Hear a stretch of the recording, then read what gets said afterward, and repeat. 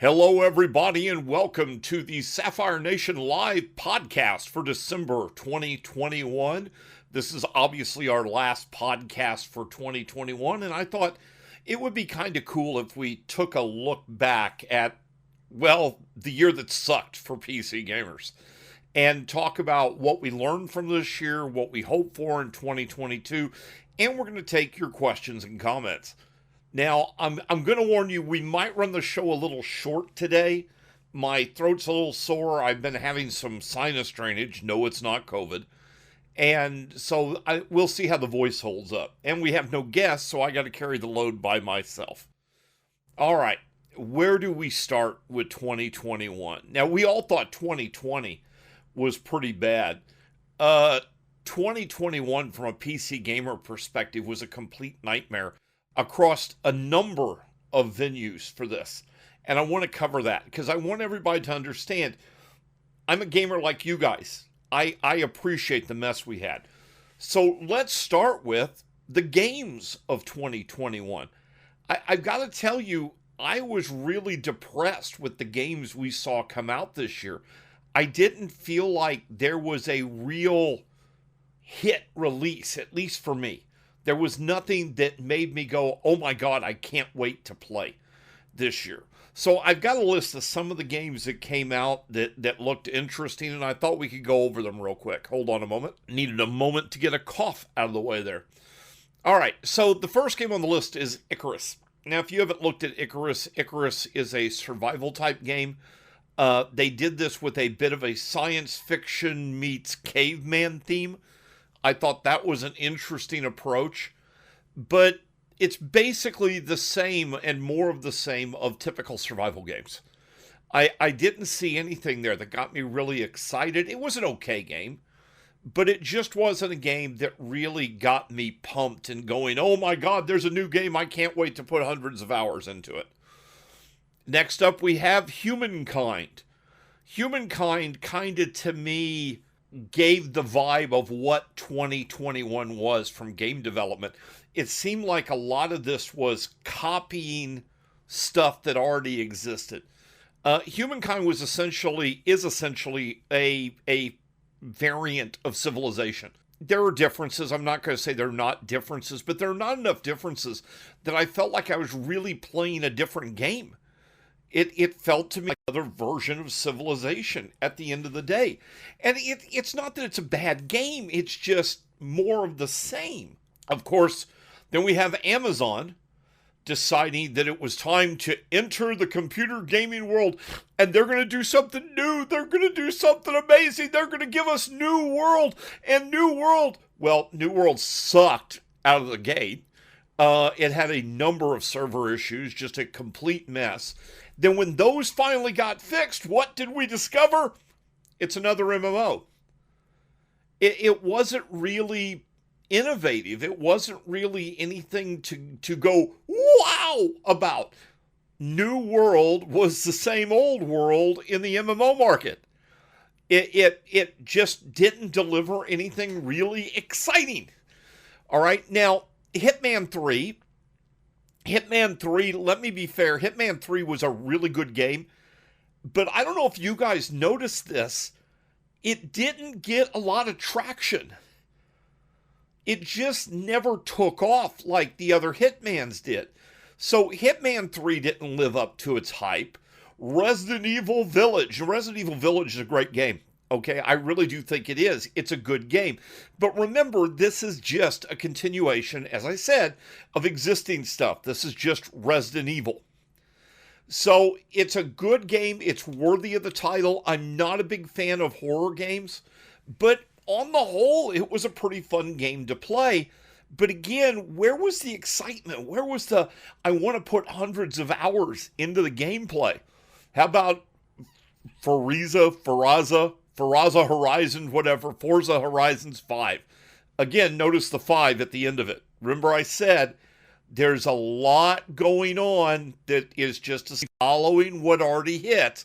Forza Horizon 5 was exactly that. Again, a great racing game, but you have to have a wheel. You have to have the stuff to really enjoy it properly. It's not a type of game that I normally get into or get excited about. So I'm not going to say it was a bad game, but it just, again, to me, it felt like more of the same. And this continued. Far Cry 6, which is just Far Cry. And by the way, I love Far Cry. And Far Cry 6, I'm playing a lot of it. It's a fun game. But really, the main reason I'm playing it is there isn't anything else that caught my interest. There isn't anything else that got me excited. And Far Cry 6, it's not that it's got me excited. It's just more Far Cry with a different skin. But that's better than nothing. Definitely better than Battlefield 2042. Battlefield 2042 has to be one of the biggest disappointments of the year. They botched it, okay? They botched what should have been a really potentially exciting release. And they produced a game that I don't even know where to go. Battlefield, to me, really lost itself after 1942. Battlefield 1942, to me, was this incredible game because it changed the way shooters worked in so many ways. It added a layer of depth that shooters didn't seem to have before. And everything since then just hasn't lived up to it. So, and then Battlefield 2042 had almost a cyberpunk level launch of problems. So, there we go. Halo Infinite. Halo Infinite is a good game. It's Halo. But that, to me, is the downside. It's Halo. Again, we're just taking Halo and we're regurgitating the same things again. And Halo is fun if you're into that kind of game. There's different ways you can do shooters. You can do shooters where they're tactical and slow, and those are the kind of games I like. And then you can do pure twitch, and that's Halo Infinite.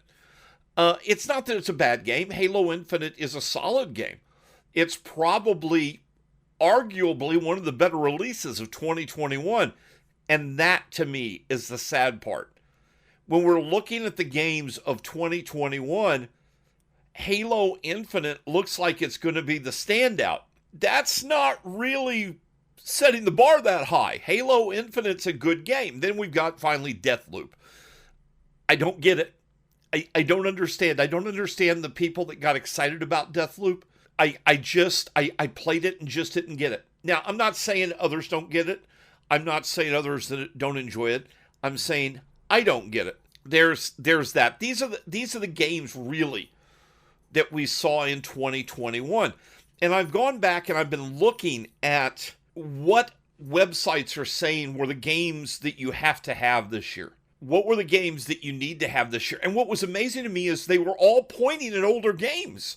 They're pointing like at The Witcher. And games like that, this is what they were pointing at and saying, these are the games you have to have right now if you want to play. So 2021 didn't give us an amazing game. There was no Pokemon, whatever it is. You're right. Games today, a lot of the games today feel like they've lost their soul. There's no depth to them. They've gone as simplistic and as superficially surfaced as they can go. The exception during the new releases of games have probably been Resident Evil Village. Resident Evil Village had a little bit of depth, but not as much as we could have hoped for. So, games this year just didn't deliver. Oh, by the way, though, I can't go on without mentioning the two big elephants in the room. And these are the two things that, to me, just were disgusting and gave the epitome of what PC gaming was this year. We've got EA decided BioShock needed to be remastered and re-released. And we're going to give you all three versions with 80% of the DLC. And we're going to package them all together, and we're going to do a little bit of artwork cleanup and a little bit of interface cleanup to make them a little more alike. And we're going to make you buy that. Now, what I mean by make you buy that is this. I own all of those games. Okay? I own all the Mass Effect. Why couldn't I get either a massive discount, like $10, and you can have this because you already own these all, or even free and say, here's an upgrade. We're going to take all these games and upgrade. These kind of remasterings are great for new users. But why do this to us when we've already given you our money? And Bliv, I think you're absolutely right. I think it was a cheap ripoff of the consumer public because, oh my God, it's Mass Effect. We got to buy it. And there were a lot of people that did. But they weren't the only ones that did it. We got another Skyrim. What? Skyrim's been out for what, 10 years? And we got another Skyrim. We got another Skyrim that's got a few mods added to it and a slight remastering and all the DLCs together. But hey, you can have it now in one package. Now, these products like this taking of an entirety of a game with all the DLC and some cool mods and a little bit of remastering, these are great for people that have never played these games before. They've got amazing value to be able to do that. If you've already played these games before, though, going out and buying these is like, yawn. You've already played them. You're not gaining anything new. You're not gaining anything exciting. So when we look back at 2021, my first level of disappointment, trust me, there are many, is the way the game development took off. It didn't give us anything really exciting to look forward to and to get excited about. Hopefully, 2022 is going to be a little better than that. Next up, now we're going to dive into hardware, and this is what you guys are all wanting because I've already seen questions about this. 2022 is the year that the PC gamer, well, we discovered that having all of our technological eggs in one basket was a bad idea as a planet. We need to diversify the production capabilities around the world. You don't need all of your plants to produce to produce components in a region of the world. These should be spread out all over the world because when they're in a small region of the world, these kind of problems can hit. If it hadn't been COVID, if it hadn't been a supply chain issue, if it hadn't been anything else like this, one good natural disaster, one good war, and we could cripple economies around the world. That's my opinion. We've got to get all of our eggs out of the one basket. But that being said, this was a massive issue that hit across the board. Now, we're going to begin at the CPU side, and then we'll work back into the GPUs, because I know you all can't wait for that. So on the side, early in the year, we had some supply issues. The Ryzen chips and the Intel chips were just really hard to get, especially the new generation. The older stuff was a little easier, but the new generation was really difficult to get. And because of that, because of the law of supply and demand, we saw prices get inflated much more than we ever wanted them to as gamers. The good news is, from a CPU perspective, that has pretty much disappeared. We now have a good supply of the Ryzen chips available. I can go down to the local Micro Center and I can buy a 5900X, 5800X, 5600X, 5600G. I can buy them readily. I don't have to wait for a month and a half to be able to get the chips. If I don't want to get them from Micro Center, I can pay a little more and I can get them from Amazon. So these chips are readily available. The new Intel chips have to play catch up a little bit, but they're going to get there. I don't doubt that. But this also, it was really interesting to watch this. I watched a video today by DeBauer that I think really took the first good critical look at current today microprocessors. And he looked at the 5600X versus the latest Intel offering at essentially the same price point. And what he found is if you look at the raw benchmark numbers, the Intel chip wins. But when you factor in the power usage and the cost of the platform, the Intel chip loses. And so the argument becomes, but it's faster, so it's got to be better, right? Not always. There's a point of diminishing return for faster. All right? If I've got a computer that is allowing me to game on my 144 hertz monitor, if I'm able to gain at 1440p and I'm able to deliver 120 frames per second, okay, is it worth me spending $100, $150, $200 more for some extra frame rate that I can't notice? This is the key, that I can't notice. There is a point of return that makes no sense. And right now, AMD, in my opinion, is really set up well. You can buy a 5000 series. You can still get 3000 series chips. They're just hard to find, and they're a little expensive.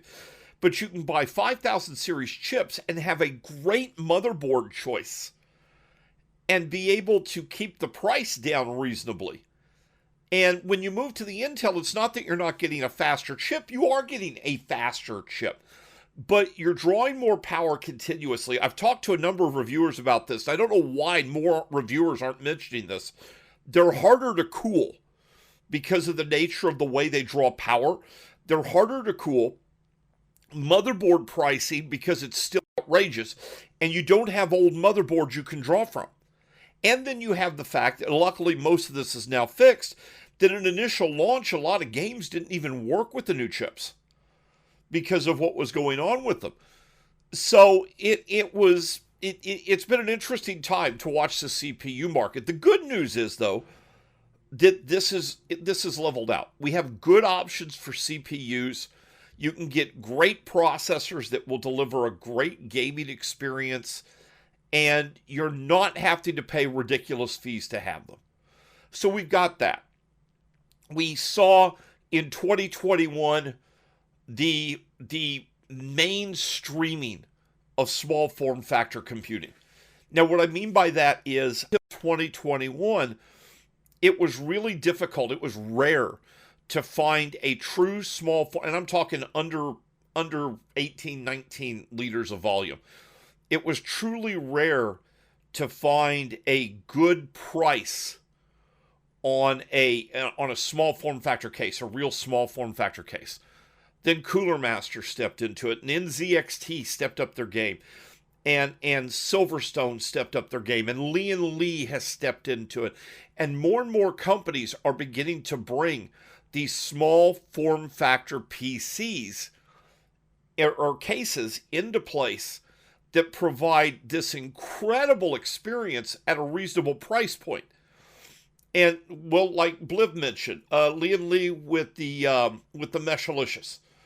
And then you have Cooler Master with the NR200. These are arguably the two best values right now for a small form factor build.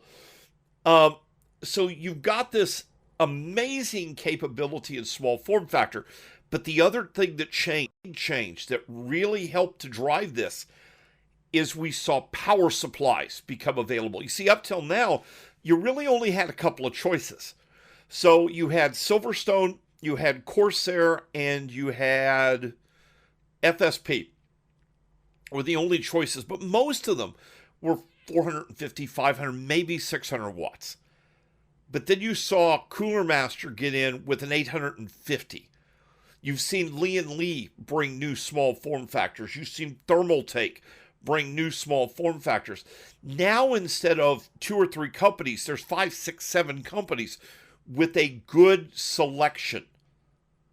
So you're beginning to see this growth of good power supplies and good cases.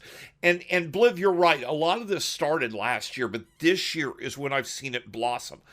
I can't believe how many Facebook groups I'm part of and Reddit groups I'm part of where I'm seeing posts. I built my first PC and it's small form factor. I'm seeing that a lot now. And I used to almost never see that. You used to almost never see small form factor be that level of mainstream, and it's becoming that level of mainstream. In fact, and we'll do this a little later, I think it's time, and you're absolutely right, SSD pricing has gone to the mainstream. Hard drives are gone. I haven't used hard drives in a while. But to be honest, in my new builds, I don't even use regular SSDs. I only use NVMe drives. because the price has become so low. And in small form factor, it's a huge deal because with an NVMe drive, you don't need all the cabling. So it's easier to keep a clean system.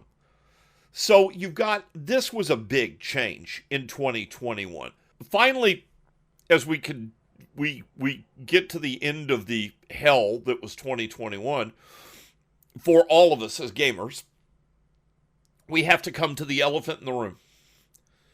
Okay, elephant might be a little small for the problem level that this exists at, and that's GPUs. Now, remember, I work in this industry, but I still understand the pain. I do, because I'm a PC gamer like you. I still have to buy my video cards, I had to buy them for family, I had to buy them for friends.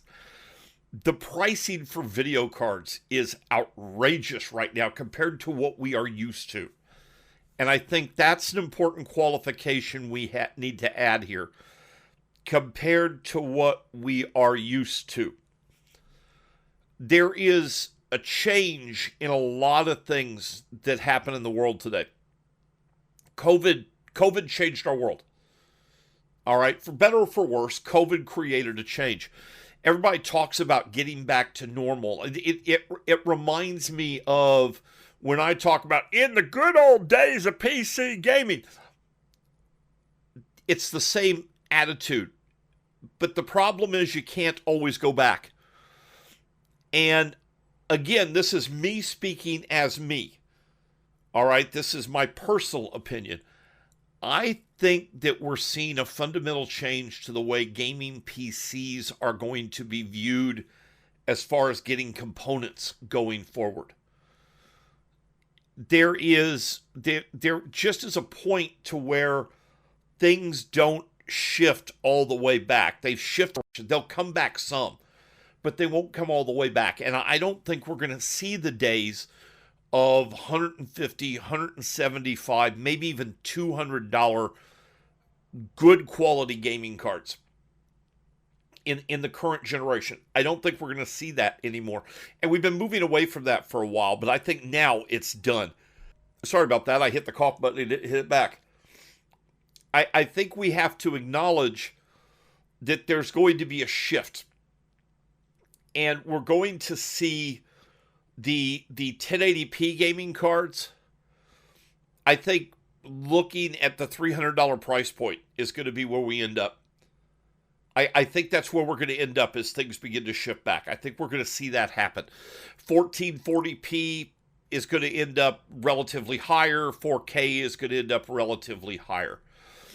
And Bliv's right. It might force developers to optimize game codes more, to optimize code more. I think we're actually going to see a bit of a renaissance of 1080p gaming as this takes place, because people are going to have trouble affording the higher end stuff.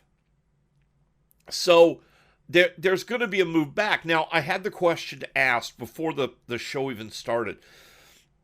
When do I see pricing? How wasn't he worded it? Let me make sure I've got this exactly right. When will pricing start to go down? I think that we're going to see pricing begin to go down over the next quarter or so. But I don't think it's going to be what everybody is hoping and praying for, this drastic drop. I think you're going to be disappointed. And I do think we might see an increase before we see a decrease. I know that's awful to consider. It's awful to consider. You mean they could cost more? I'm not talking huge increases, but I'm talking about, I think you're going to see the price begin to go up a little bit, and then it's going to begin to go down. There are a few factors that are going to have to take place. The supply chain is getting better. It's still not where it should be, but it's getting better. For mining, the big change, again, this is my opinion. I think the big change for mining that's getting ready to take place is the move to proof of stake by Ethereum. And I believe that there is going to be a mass move to get what you can get while you can for those that are still mining Ethereum. They're going to try to ramp it up as high as they can right now to get in as much as they can before this ends. And then they'll turn around and resell these cards as used on the market. And I think when it ends and that used wave begins to hit the market, that's when you're going to see the price reduction begin to take place. I think that's when you're really going to see price reduction begin to become widespread and begin to happen. And before you say that companies don't care about this, I can't speak for all companies. I can tell you what we think in Sapphire when we discuss this internally. Look at the cards we produce. Look at the Nitro Plus, okay? The Nitro Plus card is designed for gamers. The Toxic is designed for gamers. Everything around it was designed with game in mind. Even the Pulse is technically designed for gamers. If we didn't care, if companies didn't care at all, they wouldn't produce those cards because they're a waste of their money. Instead of producing those cards, which cost more to produce because the extra features you had, you build a bunch of reference designs and you shove them out the door for the miners. That's what companies would do. The fact that companies are still taking the time, and Sapphire is one of them, still taking the time to focus on a gamer-centric design should tell you that there actually is people inside these companies that care, that want to see these cards in the hands of gamers. That's what they're designed for. That's what we create them for. We understand that gamers created this industry, and we don't want them to feel like we're abandoning them. It's just once you produce a product and you put it on the market, there's no way to control who buys it. And this is the frustration that gamers feel. They want to find a way to stop miners from getting cards, put them in the hands of gamers. How do you tell? How do you tell? How do you know that who you're selling the card to is a gamer and not a miner? How do you know they're not going to scalp the video card? How do you do this? This is something we've all wrestled with. And at the end of the day, this new dynamic with mining just has to work itself out in the marketplace, and it will. And Bliv, you're absolutely right. Whatever you do with your hardware should be up to you. When you buy that video card, if you want to mine with it, mine with it. If you want to just play video games, just play video games. If you want to resell it, resell it. I know that's a terrible thing for you guys to hear me say. You're thinking, oh my God, how can you say that? How can we tell people what they can and can't do with their products they buy? You've got to give them the choice and the options. This is the bane. This is the downside of a potential free market. So there's no way to say this will solve it and this won't.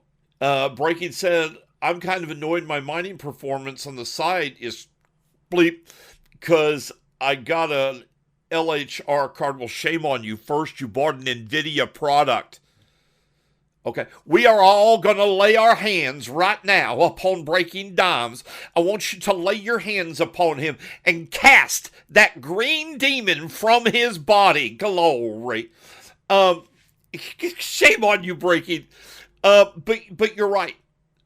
You're right. You've got to... A friend gave it to you. That's not a friend. My friend gave me crack. He's my friend. No. Yeah. Guys, in case you're wondering, I'm making a joke. A friend gave you an NVIDIA video card. Man, that's a bad friend. That's a bad friend. So, anyway, there we go. So, 2021 as a whole sucked. Going into 2022. That's a good question. And here's the really scary part. Anyone that tells you they know the answer is full of crap. We don't know what's going to happen in 2022. Lisa Sue, Jensen have all come out and said they're not expecting things to return to normal until the end of 2022. Okay, and these are people that have quite a bit more knowledge than many of us about the way these things work. And because of that, We don't know what 2022 is going to do. We see a trend. 2021, here toward the end of 2021, we're beginning to see a little bit better supply. I think we'll eventually in 2022, early in 2022, we'll begin to see a little bit of a price dip after a price rise. As far as where it goes from there, guys, this market has become so chaotic, so screwed up, that predictions within this market are beyond impossible. I've been doing this a long time. I've been making industry level predictions for almost 30 years. And I'm pretty accurate with most predictions, and I feel comfortable making most of the predictions I've made in the past. But I look at this idea of making a prediction, to me, is ludicrous, because everything changes overnight. Everything. Between a pandemic lockdown, between supply chain issues, between what mining suddenly is going to do, between all of these variables that have only really begun to exist for the last 2 or 3 years in the marketplace. You take it, because mining existed before, but it disappeared, then it came back. So we always saw that bubble. We're not seeing that same level of bubble this time. You take all of this and you combine it, and it's a brave new world, boys and girls. We don't know where it's heading. Hang on, it's going to be a hell of a ride. What about game development? Well, there are a couple of games I'm looking at that look interesting to me, but I've really gotten to the point that I'm sick of the PC gaming hype train. I don't feel like game developers have really, especially after this last year, and after what we saw with Cyberpunk, man, I don't feel like game developers are putting their hearts into it anymore. I don't want that to come across saying I think they're lazy or nothing, because that's not what I'm meaning. I mean, it used to be that we'd have a game and we'd get the hype and the build-up, and the game would release, and while it may not completely live up to the hype, nothing can, it came close. And today, man, you get the hype, and what you get looks nothing like the hype. Nothing like the hype. I think a great example of that is, look at what just happened with the tech demo that Unreal did for Matrix. It's a tech demo, folks. Now, let me be clear. A tech demo does not tell you how a game's going to look. A tech demo is a very small, specifically written package of software, and this is an interactive demo, so it's soft demo. It's a very small, interactive piece of software that has very specific purposes. Okay? This is like comparing a full-blown supercomputer to a pocket calculator. Today, you can't do that to compare a tech demo to a game. A game is infinitely more complex than a tech demo is. The purpose of a tech demo is to show off the latest and greatest possible technologies and to make you go ooh and ah at the potential. It never lives up to the hype. I'm sorry, it just doesn't do it. It doesn't ever live up to the hype. But I'm listening to people in these threads and in these discussion groups, and they're all excited about this tech demo. Guys, it's a tech demo. Don't buy into that hype. So I'm cautiously optimistic for 2022. And if you guys have specific questions, by the way, now is the time to chime in with this. But I'm finding the stuff that I can play and enjoy now, and then if something comes along in 2022, we'll see what happens.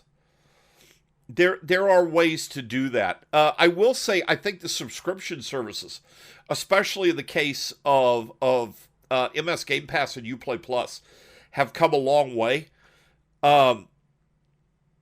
For example, with Uplay Plus, I'm playing Far Cry 6, I'm playing Breakpoint, and I'm playing Valhalla.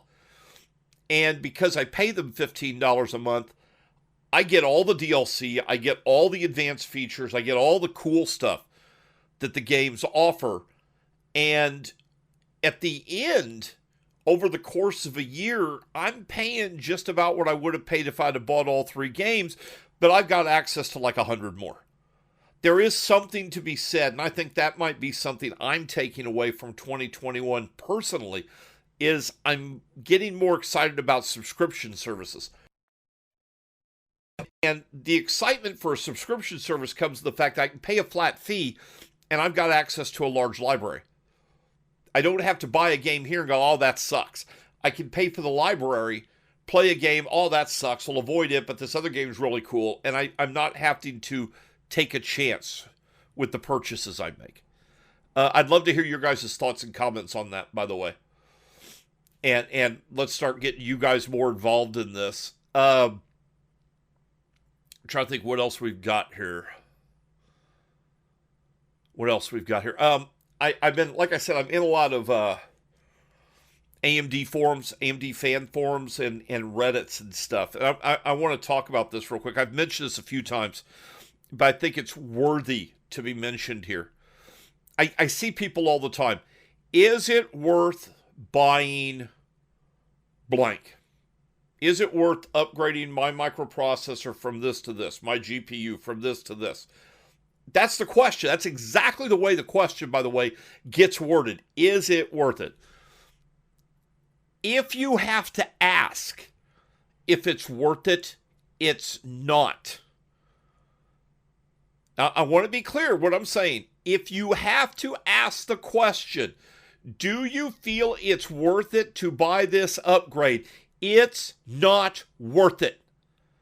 The reason why I say that is this. We have too many people that rush to upgrade. They rush to buy the latest, the greatest, the biggest. I saw a so-called pundit the other day on a YouTube video say that he thought buying a 6-core processor was a complete waste of money because gamers needed more than 6-core. Really? Really? Okay, so I've got a 5900X here and I've got a 5600X here. I game on both and I can tell you I can't tell the difference. Okay, no matter what game I play, I can't tell the difference. If I stream, I can tell the difference. But if I don't stream, I can't tell the difference. So that comment was ludicrous. And I'm not talking little old games. I'm talking new stuff. So if you've got to ask, it's not worth it. Upgrade when you need to upgrade. Okay, if you're doing something and your computer is not living up to what you need it to do, then yes, it's time to upgrade. If you're doing something and you've just got a new product that came out and you go, hey, that's kind of cool, that's shiny and it's neat, and look at those benchmarks, man, my E-Peen is going now, I'm ready to go. No, because you're going to spend a lot of money. You're going to drop into stuff constantly. You're never going to catch up with the Joneses. And the whole time, you're going to ignore the fact that the purpose you had the PC for, hopefully, is to enjoy video games or to do work. This is a tool. It's about the return of the tool, not how good the tool is. A great hammer is wonderful to have. But a great hammer doesn't necessarily always drive a nail better. It's the same thing with this. If your PC games are delivering the frame rates and stuff that you want, if your gameplay is smooth and it looks great and you're having a great experience, you don't need to rush out to buy. Take your time, wait on it. Earth is Home said it was worth it to buy a Toxic. Well, first, thank you. I think the Toxic is a great card. Smashing 3090 in a number of games to me is irrelevant. I don't care if my video card is faster than somebody else's video card. I care if I get the experience I want to get. And if I'm getting the experience I want to get, and if the card I'm getting provides it for me, then to me it's worth it. Breaking dimes, I think it depends on the GPU. Well, it obviously it always depends on. Bliv said it made him upgrade his monitor. And Earth, you know what? That's awesome. Earth is Home said he had his last card almost 8 years. And you see, that, to me, is worthwhile time to be upgrading. I'm actually looking at doing an upgrade here at home. I've got a monitor here. I've had it for about 4 years. So So in the life of a monitor, it's beginning to get near the end. Um, I'm looking at large size 4Ks. And by large, I'm talking 43 to 48 inches. And I get people like, oh my God, that's too big. It's too big. It's too big. It's funny to me when I look at this and I discuss this with people and think about your comments. How deep is your desk? If you measured from the back of your desk to the front of your desk, how far is it? And most people have a desk, and Bliv, you're gonna have to cut that down to inches, or I'm gonna be confused. Most people only have a desk 24 to 26 inches deep. Now, my current desk is 30, and I'm actually getting ready to move to 39. So, and Bliv, mine's probably a little over 30 as well. But yeah, you get what I'm saying. When you have a desk that deep and you sit farther back, these bigger monitors actually turn out to be okay. Plus, like I've always said, I've got eyesight issues. I'm old, I'm fat, I've got diabetes. I've got eyesight issues. My 32-inch 4K, or 32-inch 1440p, I'm sorry, does a decent job. But if I go up to a big 43-inch or 48-inch 4K, it'll even be easier to see. Not the 4K, the larger size. I would love to find a 36-inch 1440p. I think that would be kind of nice. And people will go, oh, the pixel density, oh my God, my eyes will burn. My eyes will burn. Oh my God, it'll be terrible. Ed, you should know who I am. I don't, off the top of my head. I'm sorry, the name's not the name's not clicking with me. Send me a PM. And oh, you're from AMD. Okay. Hey Kevin. This is one of the guys I talk to all the time on one of the AMD groups. It's really interesting because people get all wrapped up in the pixel density. But as you increase the distance from the monitor, the pixel density becomes irrelevant. It doesn't mean anything. You can have, my wife has a 32-inch 1080p monitor. So does my son. And they love it. And when they first bought these monitors, I was like, oh my God, my eyes are going to hurt. I can't believe it. This is going to be terrible. But they sit about 30 inches away from the monitor. And at that distance, these monitors look good.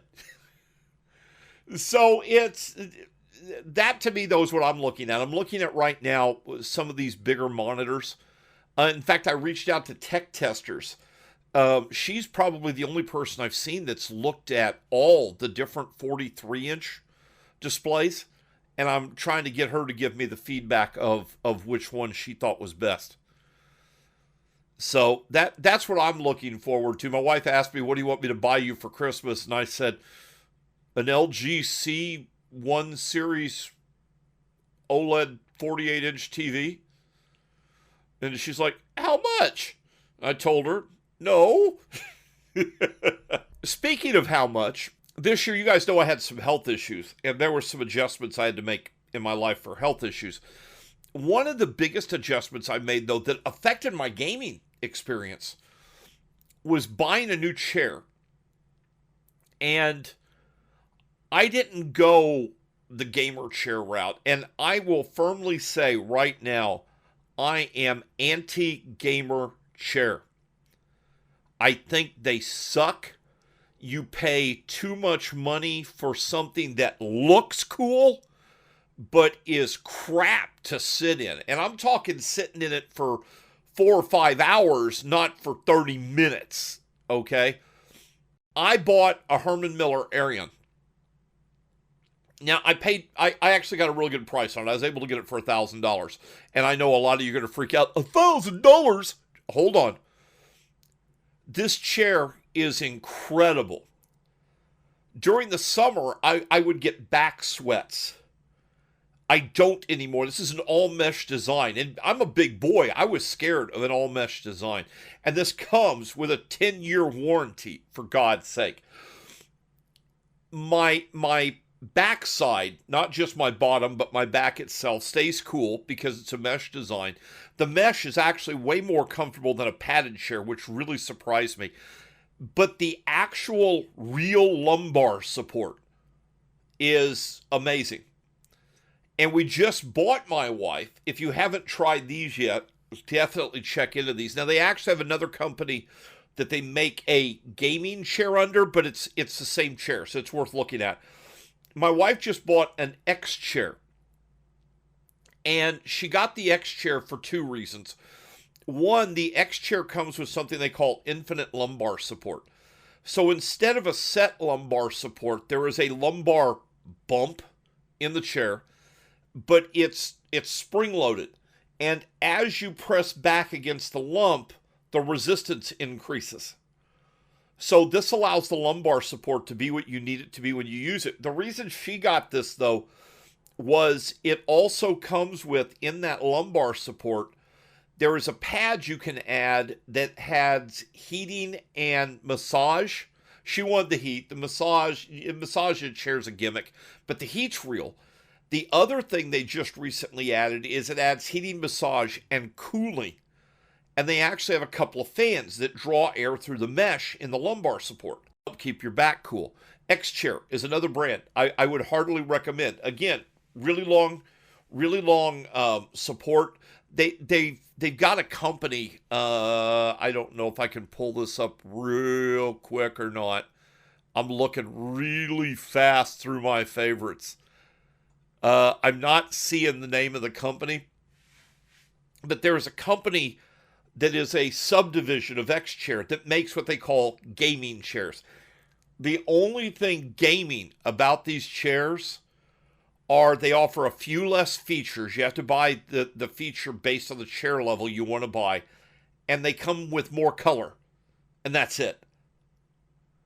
So this is a good brand to look at.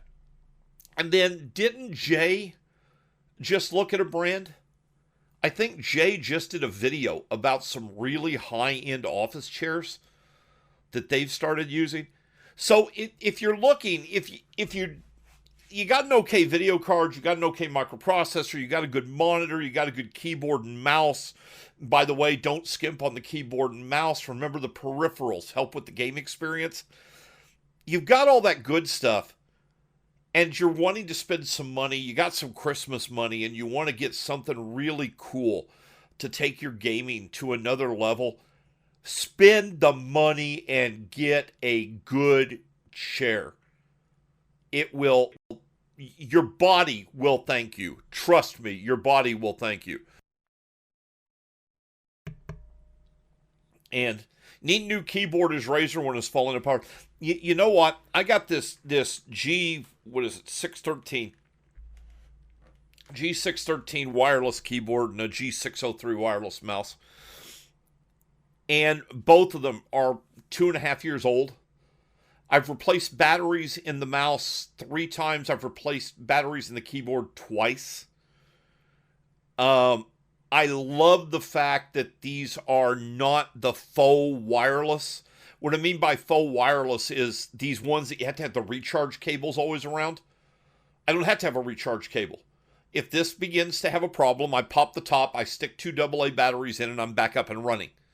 Now, it's a little heavier. I'm not gonna argue that. But I love the fact that they are durable. They work really well. I've had no issues with them.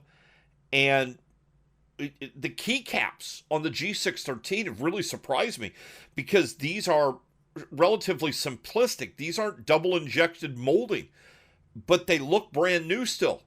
And this is 2.5 years of use, and I use my keyboard a lot. I haven't even wore off the WASD. So these aren't double shot, but they look good and they're durable, and that's exciting to me. So there you go. All right. Well, we've rambled quite a bit here. If you guys have anything, by the way, specific you want to talk about, now's your chance. We got about 10 minutes. and we can go into just about anything you guys want to go into. I have a few topics listed here, but I'm trying to stay away from these because some of these will get me in trouble. Because, well, if I voice my opinion, yes, I did. Dying Light 2 is the whole Dying Light series, the whole Sniper Elite 5 is coming out. Yes. The whole Sniper Elite series, these are very well optimized games. Very well optimized games. These are the gold standard that gamers should be held to make a game that works well. I wholeheartedly agree. Let me see here. Dying Light, I ran like a dream on mid-range and low-end cards. Yeah, and it's the same thing with Sniper Elite. Sniper Elite, dude, I have to turn up everything to extreme and then actually increase the resolution with VSR in that game for me to be able to run and not peak over 144 all the time. Yeah, Dying Light 2 is a great game. Dying Light 1, good game. These are good games that are very well optimized. They run very smooth. They look good. They have great gameplay. They're older games, so they don't look as good as some of the newer stuff. What's that new one Bethesda's doing? The new space exploration one? It reminded me when I can't remember the name now. It reminded me of what I wanted Mass Effect Andromeda to be. And that one I'm looking forward to. That could be really interesting. Dying Light 2 isn't out yet. Okay, my goof. I'm just thinking, I haven't played Dying Light in a long time, so I'm looking at the Dying Light 2 system requirements right now. Dude, that's light. With ray tracing off, the recommended system requirements are only a Vega 56 for getting high detail at 1080p and over 60 frames per second. That's a very reasonable level of performance for a lot of people. Man, I thought this whole time I'd been playing Dying Light 2. I'm still playing Dying Light. Holy crap. Tells you how many games I play on a regular basis. I play so many games, and so many of them are play them for a little bit and push them aside. I play them long enough to understand the tech in the game and to be able to talk about the game. But then I find they're not my kind of game, so I push them aside. And that's really funny because most of these games are what I call flavor of the month. These are the big games that the whole industry is talking about because it's so incredible. I remember when I started playing Garden Warfare. When the Garden Warfare game came out from EA so that you could run around as a sunflower like Richard Huddy did and shoot me in the back. And that was actually in 2. Everybody wasn't playing those, but they were just fun games. You don't have games that are fun anymore. Everybody's too worried about the technology of the game. I want to go back. Atari Blast Arena. Nerf Blast Arena. I'm sorry. Nerf Blast Arena was the name of the game. And sorry about that. Didn't mean to cough at you. It was this great game that I would play with my kids. It was a multiplayer shooter where you were running around with Nerf guns and you had all the fun stuff in the arena you'd expect for like a big fun house for kids. It was fun. It looked good at the time. It ran incredibly smooth, and yet nobody wanted to talk about it. It was just a shame. Great game. Mean Bean, Mr. Ed. Yes, Wilbur. You're stuck on a 590 paired with a 5800X. That's a little overkill. Would that be okay at this current time as per in the GPU situation? Mean being, what's okay is going to be relative to you. A 590 is going to be fine for 1080p gaming for most games, especially if you're not trying to push super high frame rates. So if you're not trying to push 144 frames per second all the time at 1080p, a 590 is fine. It's going to do what you want it to do. And that's the important part. It doesn't matter what any of us think. If your gameplay is smooth, if the detail level is where you want it to be, and you're happy, then you're in a great place. And that's all that matters at the end of the day. Now, if you're looking to upgrade, even a move to a 6600 is going to be a pretty good bump. A 6600 is going to move you up to about a 5700 XT level of performance, which is past Vega. So you could get a pretty good bump by going up to the current 1080p crop, and that would allow you to run pretty much anything at 1080p with rates in the 100 frames per second or so range. But again, if you're happy, if it's doing what you need it to do, it doesn't matter what anybody else thinks. If it's giving you the gameplay you want, you're rocking, and that's all that matters. Destiny 2 doesn't run too bad. It's fairly well coded, though you wouldn't have believed it. You wouldn't have thought it when it first came out, but it's not terrible. There are a lot of games that run okay with mid-range systems. Like I said, go get the Sniper Elite series. That, to me, is the epitome of the gold standard of a properly optimized game.